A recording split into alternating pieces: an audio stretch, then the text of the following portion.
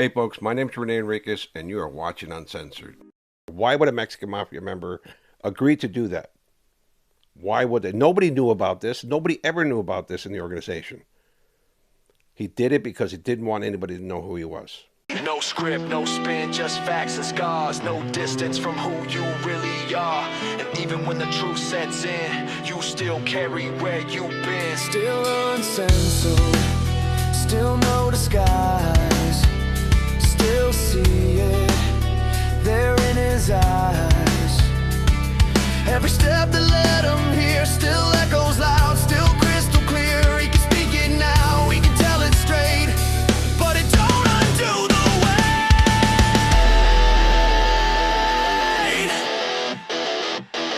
From the life he lived to the man he became, uncensored, forever his name.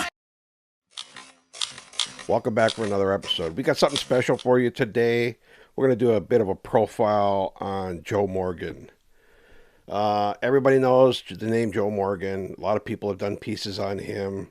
And you know, I saw a couple of segments that, or episodes rather, that Mundo had done in on his channels, on his multiple channels. He's done multiple episodes on Joe Morgan, and one that really caught my attention, and it really didn't catch the attention of other people, which shocked me, you know, given the news that he broke about Joe Morgan being a rat at 16 years old. But let's start at the beginning, right?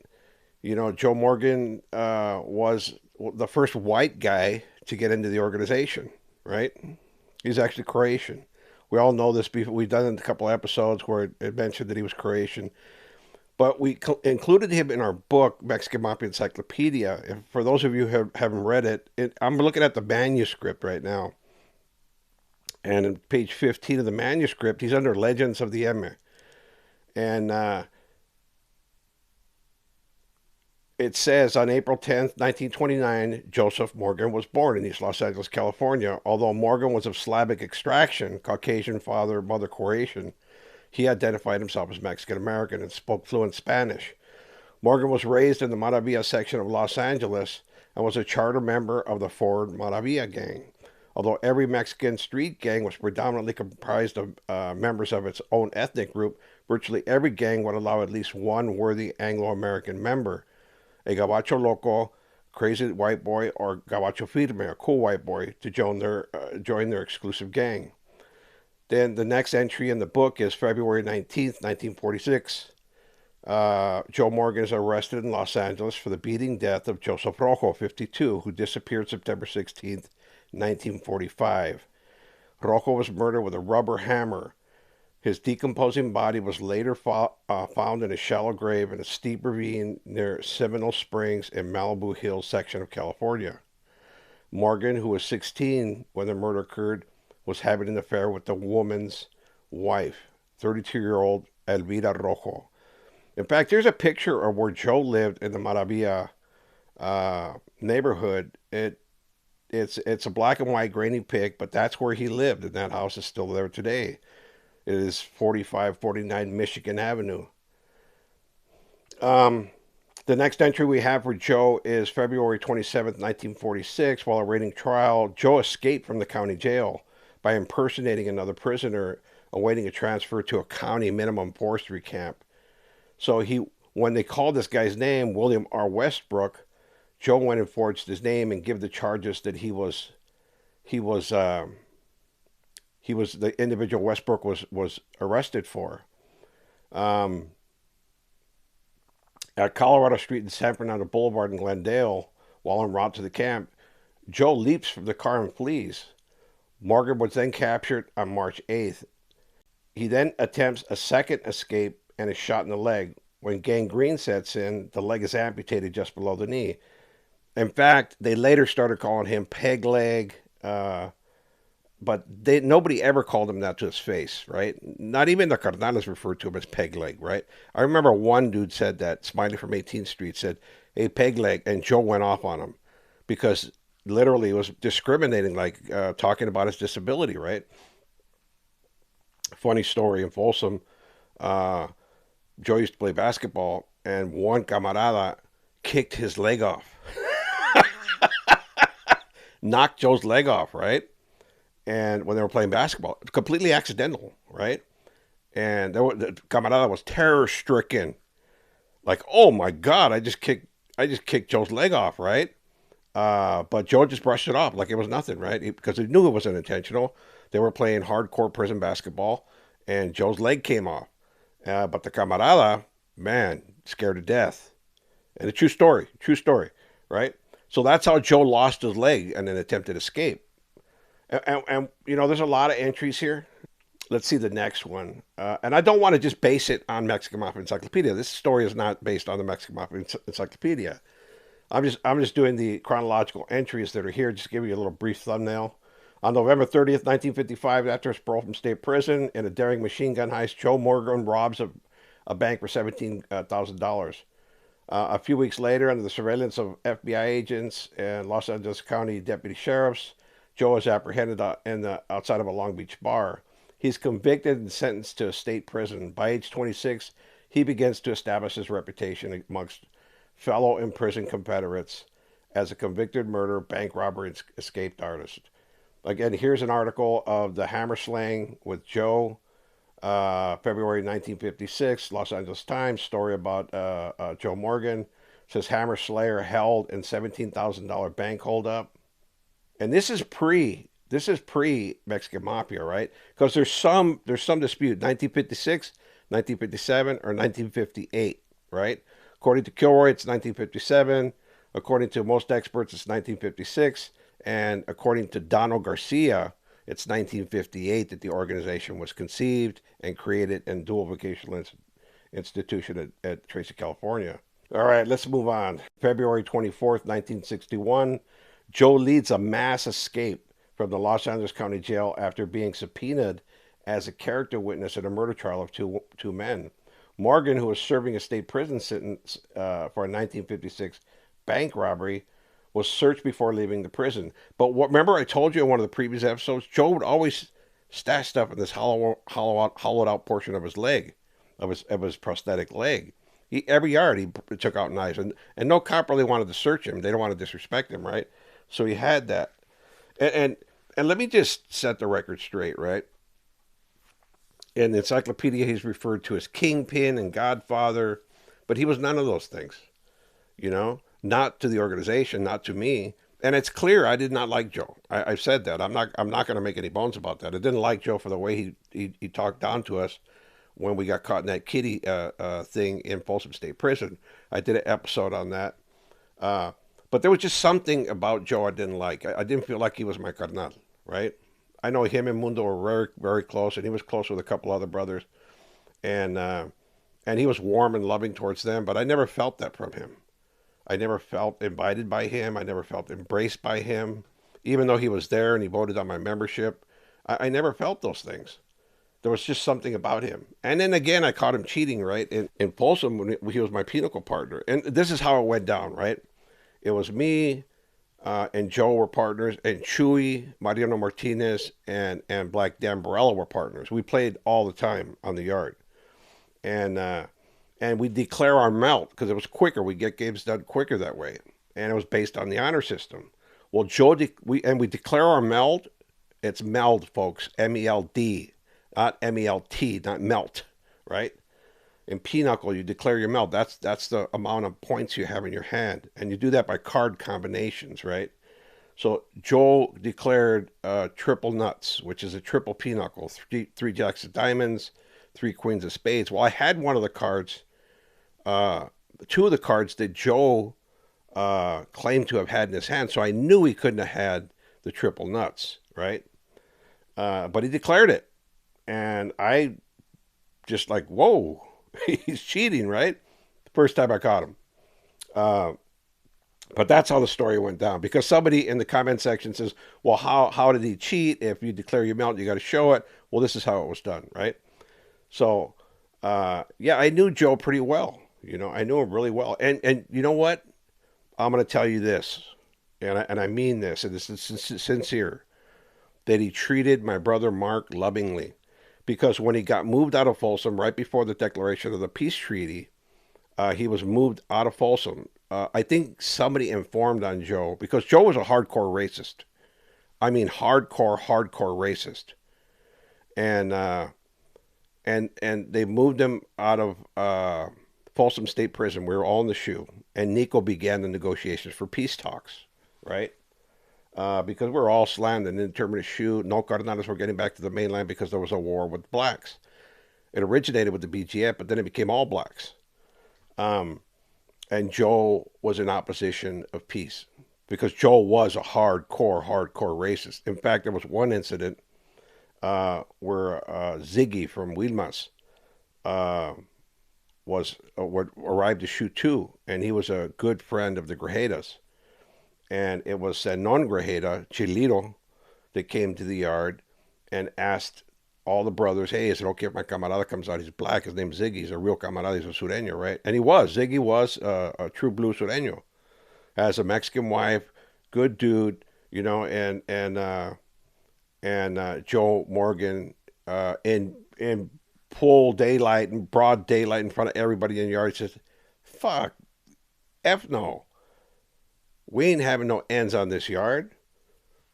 And that was it. The matter was done. Chilito dropped it right then, and he sent a kite back to Ziggy and told him he couldn't come out to the yard. So Ziggy had to go to the integrated yard or the non-affiliated yard, and that's where Ziggy went. Uh, and it was no fault of his own, no fault of Ziggy's at all. Uh, but it was because of Joe's racism. So Joe led a extensive mass escape. I think 11 or 12 people escaped. Uh, and he was arrested later at a later time, and it was discovered that he had in his prosthesis leg multiple hacksaw blades and a lockpick tool hidden in his prosthetic leg. So in 1969, Joe Morgan is finally sponsored into the organization, right? And who sponsors him? Mike Eisen, Acha, the Axe. He becomes the first convict of Caucasian descent to enter the organization. Raised in Maravilla, San Pedro neighborhoods, and Los Angeles, Joe becomes known as Cocolizo, right? An Aztec moniker, and would later become recognized by law enforcement as the Godfather, which again was not true. You know, no Cardenal could say he was the Godfather. Joe never said it, and no Cardenal ever called him that. No Cardenal called him a kingpin. No camarada called him that. It just wasn't true. If you know anything about the organization, you know that's not how it goes down. Because once you declare yourself a leader in the organization, you get eliminated. So he gets made in 1969, right? And from then on, you know, Joe, let's say it just like it is. He became a historic figure in the organization. He was depicted in the first movie, Blood In, Blood Out, and Miklo, the white guy, or milkweed, as Popeye called him in the movie, was a loosely based on Joe Morgan, right? A white guy from the hood loses his leg, gets a prosthetic leg, comes to prison, joins a prison criminal organization. Now, uh, call me crazy, but Ray Charles could see that that was based on Joe Morgan's life, right? But because it was so farcical, uh, Joe didn't take offense to it. Everybody liked Blood In, Blood Out, right? It's just hilarious, right? And everybody loves that line. Give me some chon chon, right? And then in another movie that came out later, American Me, John Forsyth, William Forsythe, excuse me, depicts Joe Morgan, and he's a dead ringer for him, right? And that movie is loosely based on Joe Morgan, right? With some artistic liberties in all movies, right? This is Hollywood, right? So Joe is becoming a historic figure throughout his years, right? He's well loved and well liked by the Cardenales, and he comes up at the organization, you know, doing what Cardenales do, which is participate in eliminations. But he became prolific in creating like ties with uh, cartel guys like the Arajo brothers and Harry Buckley and people like that. Like Harry Buckley was a guy that knew him from way back in the day. In fact, it's documented that Joe Morgan asked Ramon Mendoza and another Mexican Mafia member to eliminate Harry Buckley, and it's possibly based on the suspicion by Joe Morgan that Harry Buckley knew Joe Morgan's deep, dark secret that he was a rat, right? And I know nobody paid attention to this, which shocked me. It shocked me. I thought that, that tens of thousands of people would be commenting on this revelation that Joe was a rat. And what shocked me was that when creating the Mexican Mafia Encyclopedia, I suggested we put pictures of Joe Morgan's body in the manuscript, right? But Ramon insisted because he was his friend that we don't, right? And so I acquiesced. I said, okay, cool. Later on, Ramon Mendoza does the exact thing that I wanted to do in the book, right? He reveals the story, he tells it like it is, and says that Joe's a rat. In fact, this is originated from Ramon Mendoza, this original story, right? I'm just expounding on it with a little personal detail in the mix. In fact, the story is detailed in a variety of different newspaper articles. In fact, the first one, and they're in chronological order here, that after the arrest, the victim's wife is released from prison, Miss Elvira Rojo, on March 3rd, 1946. And then, you know, throughout this newspaper documentation, right, it's revealed that Joe testifies in this trial. He testifies against Elvira Rojo. He tells on her, and he gets a reduced sentence of 5 to life. And Elvira gets a sentence of 5 years.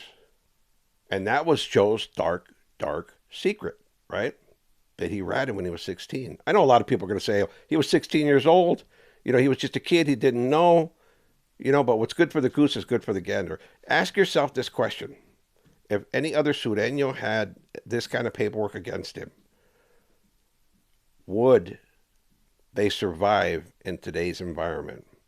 And do you think if the Mexican Mafia knew he would have survived, Joe would have survived that incident? I dare say that he would not have survived. But there's more. There's a whole lot more. In fact, this wasn't just in Los Angeles Times. It was in the Tribune up in Oakland. It was everywhere. It was in all kinds of newspapers. This was big news back in the day. In fact, you can see Joe here in this picture with the founder, Guadalupe Flores. And his wife, Jody. He hooked up with his wife, Jody. Jody, what was her name? Gibbs. Jody Gibbs. And I was endeared by this picture here that they have of Joe and his wife dressed up as gunslingers.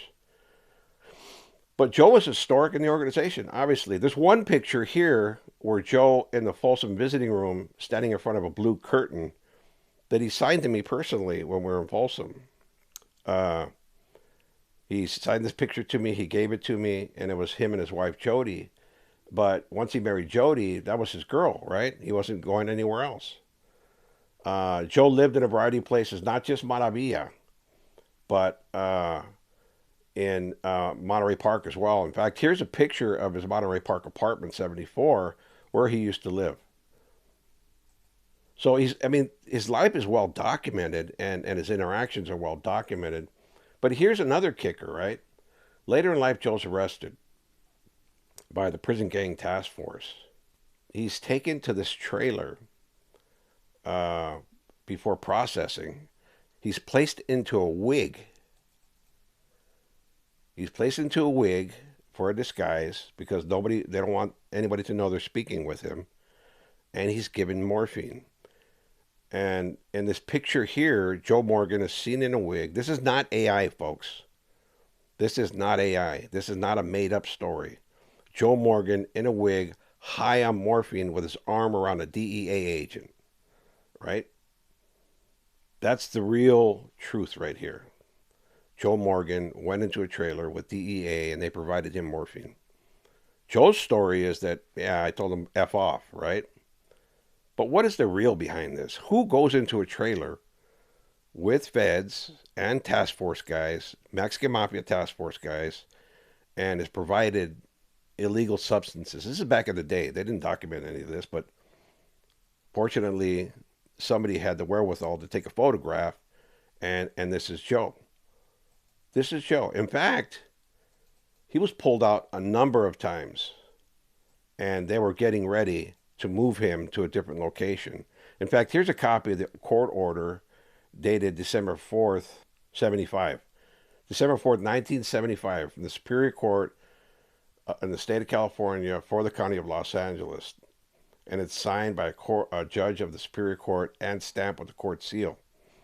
This is a court order to move Joe. They're going to put him in protective custody, not protective custody, witness protection. So Joe entered these communications with them, and he met with them multiple times. So, I mean, you could draw your own conclusion as to what occurred during those conversations and what information he gave up. I'm not going to be nice about it. I'm going to tell it just like it is. He met with them. He got dope from them. They had a court order ready to go. He talked. And that's proven by the court testimony documented in the newspapers. I mean, this isn't rank speculation.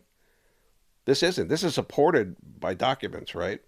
This is supported by history. Now, ask yourself this question. Why would a carnal agree to be put into disguise and brought into a federal facility to talk with federal agents investigating the Mexican Mafia? Why would a Mexican Mafia member agree to do that? Why would they? Nobody knew about this. Nobody ever knew about this in the organization. He did it because he didn't want anybody to know who he was. He was in a disguise. He went there. I never knew about it. And if some cardenales knew about it, they kept it quiet. And that's the real. You know, one of the worst things that I seen Joe do was when he gave over control of the county jail to Daniel Grajeda. Right before I got there, Joe was there, and he was there when I was there as well. In fact, one of the reasons we tried to eliminate Mon, because Guate told Joe that Mon was trying to replace him. And it was just not true. I mean, Guate was just politicking on Mon because Mon was a strong personality and was behind the conspiracy to eliminate Guate. It's just a reality, folks. You know, it's just a reality. He got politicked on, Mon got politicked on. But Joe was really close with Guate because Guate would do anything Joe said. Just blindly go do it, right? And you know, he was so close with Guate that Guate came up with this boondoggle of a concept to run the county jail. He had control of the county jail, and Guate actually believed it. When Joe said, yeah, do whatever you want to do. Guate ran with it like he was the godfather of the Mexican Mafia. And Joe acquiesced to this, right? I couldn't understand why it happened. I couldn't understand why Joe would do it. But he did, right? He did. And Guate ended up getting nailed as a result of it by Henry and Carlos.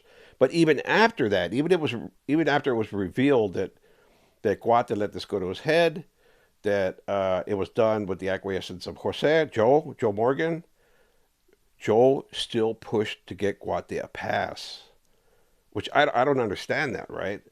Even after he realized that you know that Joe. Guate had abused his authority and was drunk with power. He still went to bat for him, and he stayed that way, right? He stayed that way. That's what shocked me about his judgment. He had no judgment when it came to people like this, right? And then the movie came out. Obviously, the movie came out, and by Universal Studios, Edward Olmos depicted Joe, and they made the movie American Me, and Joe retains Shirley MacLaine as an attorney to sue Universal Studios for stealing his life rights and depicting him and harming his possibilities of parole. Let's face it, folks. he's a public figure, right? And they're going to say whatever they're going to say about him, and he had very little standing on that. The only legal merit that they had in this case was that this depiction was going to destroy his his chance at parole in the future, right? But if you're a realistic individual, you know Joe was never going to parole. No parole board in the world would give him the ability to be released from prison. They wouldn't grant his parole. Not Joe. No. Anybody but Joe. But he wasn't going to get it. So it was summarily dismissed. The suit, I remember I received a copy of the suit. I communicated with Shirley McDonald because I had some communications with, I think it was an assistant producer, Danny Otto, and some other individuals at university at the time. I communicated with them and received a copy of the script and some other materials from the studio. Right, I actually got the script at another place and some other materials from them. And then ultimately, Joe ends up catching cancer. Right, he's diagnosed with cancer at Pelican Bay State Prison. When I saw him in the law library, I saw him a couple times through there, and and he looked normal. But I wanted to show you Joe as he appeared uh, shortly before death. This is a picture of Joe shortly before death. This is how everybody dies in prison alone with minimal health care. You're in the infirmary once or twice a day. The nurses come check on you. You're going to die alone in the hotel in a infirmary bed. And this is Joe, how terrible he looks here shortly before his death. And then they come back at some point and discover Joe's lifeless body in his room. This is a picture of him uh, in the prison infirmary after he's pronounced dead. That's his lifeless body. Reputed Mexican Mafia leader dies in prison at 64 by Jesse Katz, Time staff writer. A friend of mine, this is when Jesse Katz, the author of The Rent Collectors,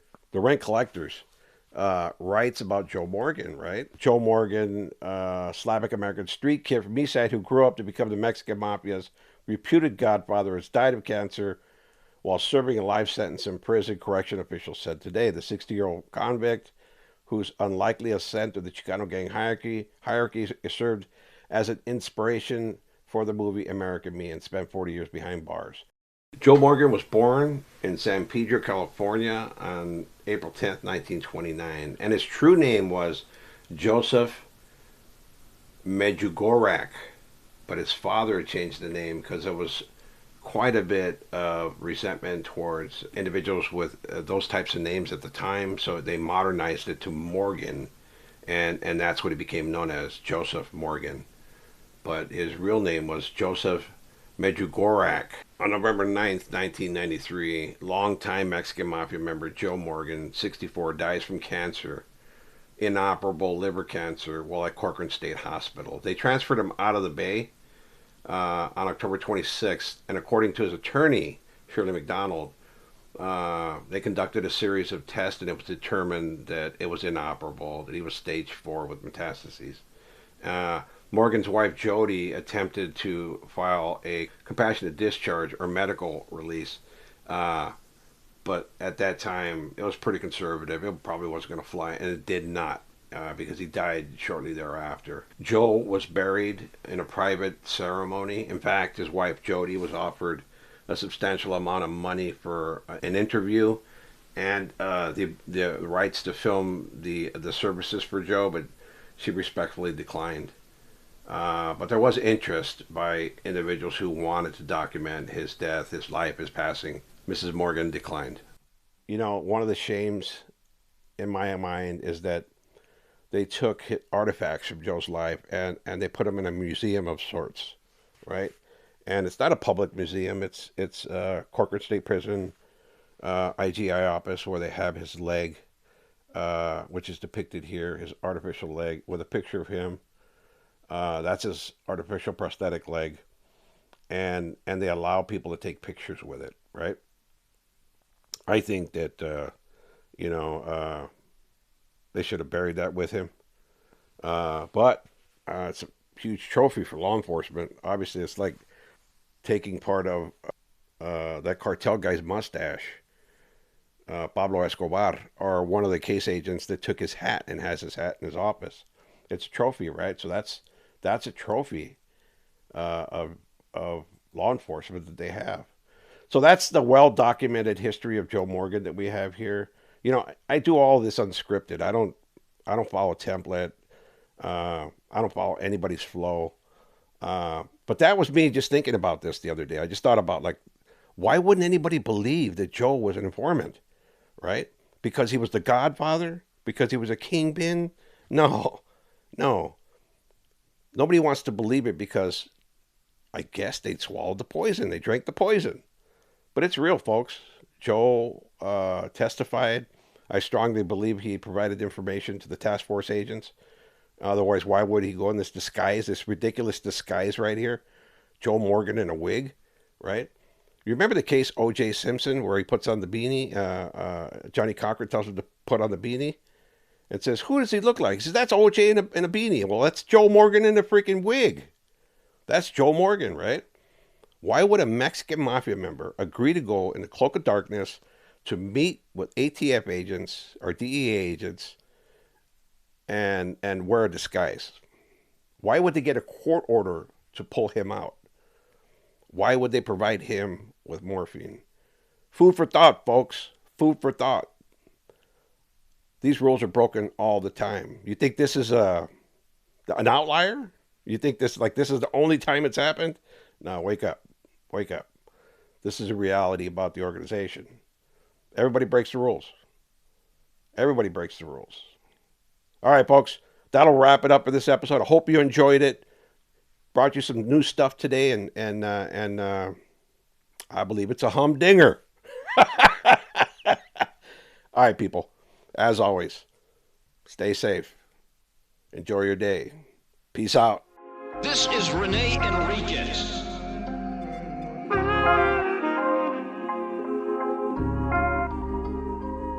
Nickname Boots.